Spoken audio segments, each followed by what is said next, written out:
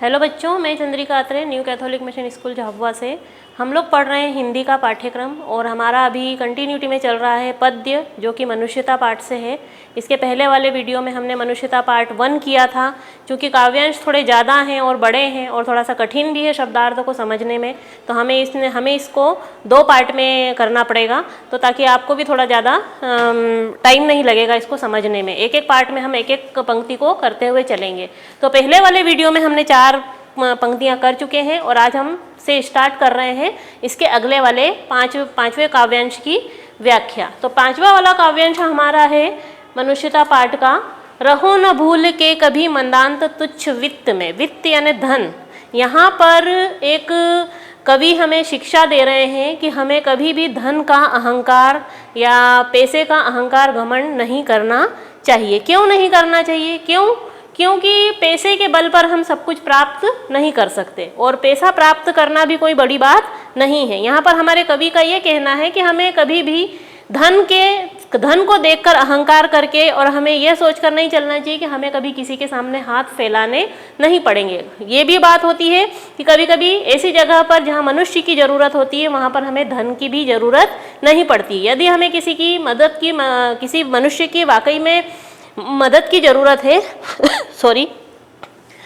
तो वहाँ पर हमें धन की आवश्यकता नहीं है। अगर हमें वाकई में किसी मनुष्य की ज़रूरत है तो वहाँ पर हमें धन की आवश्यकता नहीं है। वहाँ हमें हमारे व्यवहार और हमारे अच्छे आचरण की वजह से हमें हमारे आसपास कुछ लोगों की आवश्यकता है। लेकिन यहाँ पर एक बात और भी कवि कह रहा है कि अगर आप सनात है, सनात यानी क्या? सनात का अर्थ होता है कि हमारे साथ सब जन हैं, परिवार के लोग हैं, पैसा है, आस पड़ोस वाले सब हैं, और हमें ये सोच कर आगे यह अहंकार आ रहा है कि हमें तो कभी किसी के सामने किसी चीज़ की कोई ज़रूरत ही नहीं पड़ती है। तो हमें यहाँ पर कवि एक इशारा कर रहा है कि अगर आप सनात हैं तो ये न जाने कि अनाथ भी हैं बहुत से लोग यहाँ पर, बेसहारा भी हैं बहुत से लोग यहाँ पर, लेकिन फिर भी वो अपना जीवन यापन बहुत अच्छे तरीके से कर लेते हैं।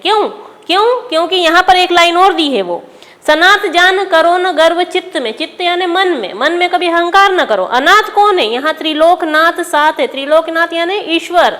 यहाँ सबके साथ ईश्वर है। ईश्वर की शक्ति के आगे पैसा और परिवारजन और आसपास के लोगों की शक्ति निरर्थक है। जिसका कोई नहीं होता है उसका ईश्वर साथ देता है और वो व्यक्ति भी कहीं रुकता नहीं है। अगर हम ये सोचें कि हम पैसे और परिवार के बल पर आगे बढ़ लेंगे या आगे बढ़ते चले जाएंगे और हमें किसी और चीज़ की आवश्यकता नहीं है, तो ये हमारे अंदर से भ्रम हमें निकाल देना चाहिए। क्योंकि ईश्वर की शक्ति सर्वशक्तिमान, ईश्वर की शक्ति ही सर्वोपरि है। अतीव भाग्यवान है अधीर भाव जो करे, वही मनुष्य है जो मनुष्य के लिए। तो हमें यहाँ पर हमारे अंदर ऐसे भाव लाने चाहिए। हमें एकदम से धैर्यहीन नहीं होना चाहिए, यानी हमें व्याकुल नहीं होना चाहिए कि अरे हमें तो किसी चीज़ की ज़रूरत नहीं है, हमारे साथ सब कुछ अच्छा हो रहा है और हम बहुत अच्छे हैं। अगर हम मनुष्य हैं तो हमारे अंदर मनुष्यता वाले सारे गुण होने चाहिए। तो सच्चा मनुष्य वही है। कवि अपनी फिर बात रिपीट कर रहा है कि सच्चा मनुष्य वही है जो किसी मनुष्य के काम आए। अगली पंक्ति है हमारी, अनंत अंतरिक्ष में अनंत देव हैं खड़े।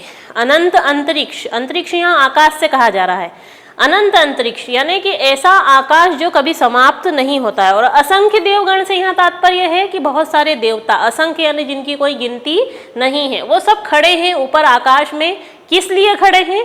अपनी अमर्त अंक यहाँ पर है पवित्र गोद, ईश्वर की जो पवित्र गोद है उसमें बिठाने के लिए। और हमें क्यों बताया जा रहा है? ताकि हम अपने जीवन में अच्छे अच्छे काम करें और उन देवताओं की गोद में जाकर हम बैठें। वो खुद स्वयं हमारी ओर इशारा कर रहे हैं कि अगर आप अपने जीवन में अच्छे काम करते हैं तो हम स्वयं तुम्हें अपनी गोद में बिठाने के लिए तैयार खड़े हैं। स्वभाव बढ़ा रहे बड़े बड़े, स्वभाव यानी अपनी भुजाएं, अपनी बड़ी बड़ी भुजाओं से वो आपको पुकार रहे हैं, आपको बुला रहे हैं। अगर ऐसा मनुष्य जो कि यहाँ भी जिसकी बहुत ज़्यादा मान सम्मान है और ईश्वर भी जिसके लिए बहुत आतुर है, आतुर यानी व्याकुल, वो भी चाहते हैं कि ऐसा व्यक्ति, ऐसा मनुष्य हमारे पास रहे, देवताओं की श्रेणी में रहे, यानी ऐसे मनुष्य की यहाँ पर गणना की जा रही है। तो ऐसा मनुष्य कौन हो सकता है? वही मनुष्य जो किसी दूसरे मनुष्य के काम आए और किसी मनुष्य की मदद करे, कभी न किसी भी ऐसे व्यक्ति का काम करें जिससे हमारा दूर दूर तक कोई रिश्ता नहीं हो। क्योंकि अपनों के लिए तो हम सब कुछ करते हैं, अगर हमारे भाई बहन हैं, हम माता पिता हैं, हमारे बच्चे हैं, या हम आस पड़ोस में हैं, तो ऐसे जान पहचान वाले लोगों के लिए तो हम सब कुछ करने के लिए तैयार हो जाते हैं। आप लोगों ने भी कभी सुना होगा, अरे अरे वो तो अपने पहचान के हैं, अरे पड़ोस वाले हैं, अरे वो उस घर में रहते हैं। तो ये क्या हुआ, यहाँ पर हमारी जान पहचान निकली, हमारा स्वार्थ निकला कि हमें उनकी मदद करनी पड़ेगी। क्यों? क्योंकि कभी ना कभी उनने भी हमारी मदद करी है। तो ऐसी स्वार्थ वाली बातें नहीं आना चाहिए। इसलिए कवि कह रहा है कि वह सच्चा मनुष्य वही है जो किसी मनुष्य के काम आए। अब यहाँ पर कवि क्या कह रहा है कि आपको देवता अपनी गोद में बिठाने के लिए तैयार है, लेकिन कैसे व्यक्ति को? जो निष्कलंक हो, है ना, जिसके ऊपर कोई कलंक ना लगा हो, जिसने कभी कोई अपने जीवन में बुरा काम नहीं किया हो। यानी कहने का ये मतलब है कि सच्चे मनुष्य के लिए वही देवता अपनी भुजाएं बढ़ा रहे हैं अपनी पवित्र गोद में बिठाने के लिए, जिस मनुष्य ने कभी अपने जीवन में कुछ अच्छे काम किए। कहने का मतलब है कि अपने किसी मनुष्य के काम आए हैं। जो तुम इस नश्वर संसार में कलंक रहित जीवन जियो और एक दूसरे के कल्याण के कार्य करो, तुम्हारे होने से किसी और का काम बने, सच्चा मनुष्य वही है। अब देखिए कवि यहाँ पर एक बात और कह रहे हैं कि आप अगर जीवन में आए हैं, आपने जन्म लिया है, आप इस संसार में तरह तरह के सुख भोग रहे हैं, आप अपने आसपास बहुत सारे मनुष्यों को देख रहे हैं, प्रकृति को देख रहे हैं, तो यहाँ ये कहने का मतलब है कि ये तो एक न एक दिन समाप्त होना है, ये संसार नष्ट होना है, ये जो शरीर है ये भी एक से एक दिन नष्ट होना है। तो आप अपने जीवन में कुछ अच्छे काम करो, आपके होने से किसी दूसरे व्यक्ति का काम बने, न कि बिगड़े। यहाँ पर एक बहुत बड़ी बात कह रहा है कवि हमें कि आपके होने से किसी और का काम सरे यानी आगे बढ़े, न कि आप किसी की विपत्तियों का कारण बने, न किसी के काम में रुकावट न बने, बल्कि उसके लिए मदद बने। यहाँ पर ये बात हमें कवि बहुत महत्वपूर्ण रूप से बता रहा है या शिक्षा दे रहा है। तो निश्चित है सच्चा मनुष्य वही है जो किसी मनुष्य के काम आए।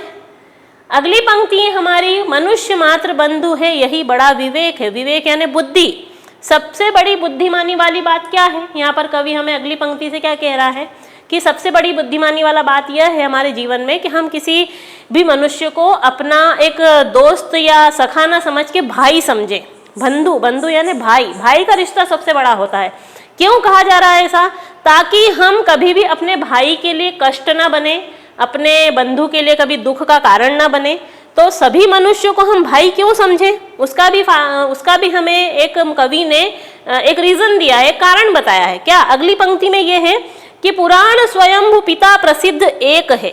पिता प्रसिद्ध एक है। पिता जो है, हम सब मनुष्य की जो संतान है, हम वो किसकी संतान है? उस एक ईश्वर की संतान है।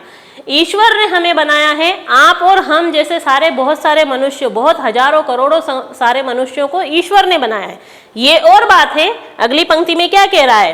फलानुसार कर्म के अवश्य बाह्य भेद है। बाहरी रूप से हमारे अंदर बहुत सारे भेद है। भेद है ना, अंतर है।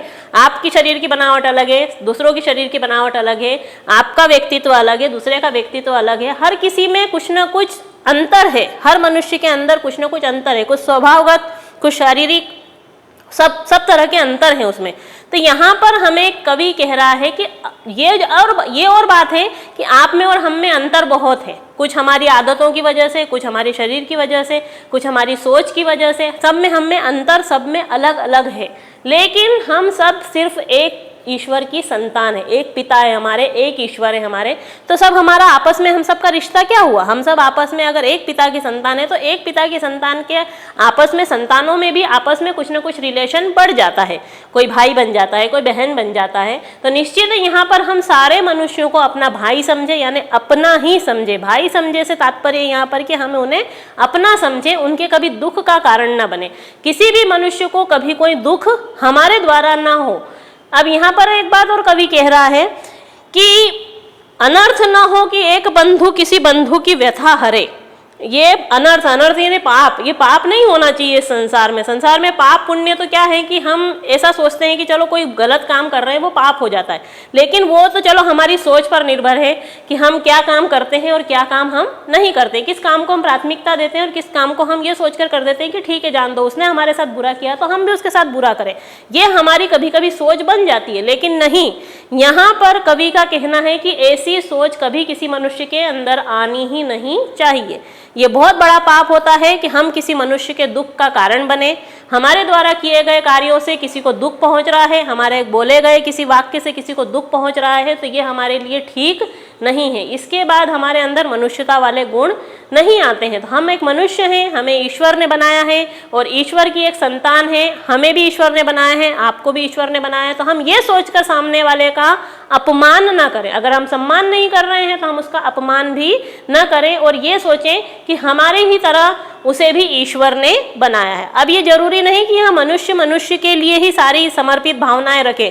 हमें अपने आसपास के नेचर, हमारी आसपास की प्रकृति, जीव जंतु सभी के प्रति हमने क्योंकि इसके पहले वाले पार्ट में शायद आपको याद होगा, अब कहाँ दूसरों के दुख से दुखी होने वाले, उसमें भी सारे जीव जंतुओं के बारे में क्या शिक्षा दे रहा है हमें लेखक हमें यही शिक्षा दे रहा है कि इस संसार में जितनी भी वस्तुएं हैं जो ईश्वर के द्वारा बनाई गई हैं, हमें उनका बिल्कुल सम्मान करना है और उन्हें किसी भी कारणवश नुकसान नहीं पहुंचाना है। हमें अपने अच्छे काम करने के लिए हमें मनुष्य जीवन मिला है और हमें हमेशा एक बात याद रखना है कि हम सभी मनुष्यों के लिए मदद बने, किसी के लिए हम बुरा न बने, न हम किसी काम में अवरोध उत्पन्न करें जो चीज़ हमारे लिए शोभा नहीं देती है। तो निश्चित है यहाँ पर कवि हमें बहुत सारी शिक्षाएं दे रहा है कि वही सच्चा मनुष्य है जो किसी मनुष्य के काम आता है। तो आई होप आप लोगों को ये पाठ समझ में आया होगा। मनुष्यता पाठ में कवि एक मनुष्य होने के सारे गुणों को बता रहा है कि एक मनुष्य कौन होता है, उसके अंदर क्या गुण होते हैं। पहली बात तो उन्होंने यही बताई है कि हम हर बार किसी न किसी मनुष्य के काम आए। हमारे पूरे सुबह से लेकर शाम तक की दिनचर्या में हमारे अंदर अच्छे विचार होने चाहिए, अच्छे कार्य होने चाहिए। अभी चूंकि हम अभी पढ़ाई के दौर से गुजर रहे हैं तो हमें अच्छी पढ़ाई करके हमारे हमें लक्ष्य को प्राप्त करना है, न कि दिन भर हम ये बातों में सोचें कि हमने दिन भर क्या किया या अच्छा किया या बुरा किया। वो नहीं, बुरा हो रहा है तो तुरंत उस चीज़ से हटना है और अच्छा हो रहा है तो उस पर ही बने रहना है। तो निश्चित है आपको ये पाठ समझ में आया होगा। कवि ने हमें बहुत अच्छी शिक्षाएं दी हैं। और रही बात प्रश्न उत्तर की, तो आपके जितने भी सारे प्रश्न उत्तर हैं, इन प्रश्नों को आप अपनी कविता के वाक्यांश, काव्यांश के भावार्थ से अगर आप मिलाएंगे तो आपको इनकी व्याख्या, इन्हीं के प्रश्नों के, इन व्याख्याओं के अंदर ही इनके उत्तर भी मिल जाएंगे। ये ठीक है कि आपको एक क्वेश्चन के अंदर किसी और व्याख्या को मैच करते रहना है, तो वो आप निश्चित आप कर लेंगे, इतना कठिन काम नहीं है। अगर जैसे क्वेश्चन नंबर 1 की बात करें कि कवि कैसी मृत्यु को सुमृत्यु कह रहा है, तो इसके लिए हमें पहले वाले काव्यांश की व्याख्या को देखना होगा। कहीं ना कहीं आपको एक क्वेश्चन के अंदर उस व्याख्या का वर्ड अगर कहीं से मैच हो रहा है तो निश्चित आपको उसी व्याख्या को अपनी भाषा में लिखना है और उसको प्रश्न का उत्तर बनाकर आपको लिखना है। और निश्चित है आपको नोट्स भी बनाने हैं। काव्यांश को कंप्लीट करने के बाद आपको जो इसके क्वेश्चन आंसर हैं उनको आपको अपनी कॉपी में लिख लेना है। मैं बार बार बोल रही हूँ आपको, 10th क्लास के बच्चों को अपने नोट्स बिल्कुल प्रिपेयर रखना है। ये ना सोचें कि स्कूल नहीं जा रहे हैं, कॉपी चेक नहीं हो रही है या तो इसलिए हम अपने नोट्स ना बनाएं। हिंदी की कॉपी के नोट्स आपको बनाने हैं बहुत अच्छी तरीके से और व्यवस्थित तरीके से, ताकि दिसंबर एंड तक आपको ये कॉपी सिर्फ एक रीडिंग करने के लिए उठानी पड़ेगी। आपको 10 तरह के पन्ने या 10 तरह की कॉपी किताबें टटोलने के लिए आपको समय अलग से निकालना नहीं पड़ेगा। तो अभी समय काफ़ी है आप लोगों के पास। आप किसी भी सब्जेक्ट के लिए या किसी भी विषय के लिए या किसी भी पार्ट के लिए बिल्कुल लापरवाही ना रखेंगे और बहुत अच्छे तरीके से अपने नोट्स बनाकर रखेंगे। धन्यवाद।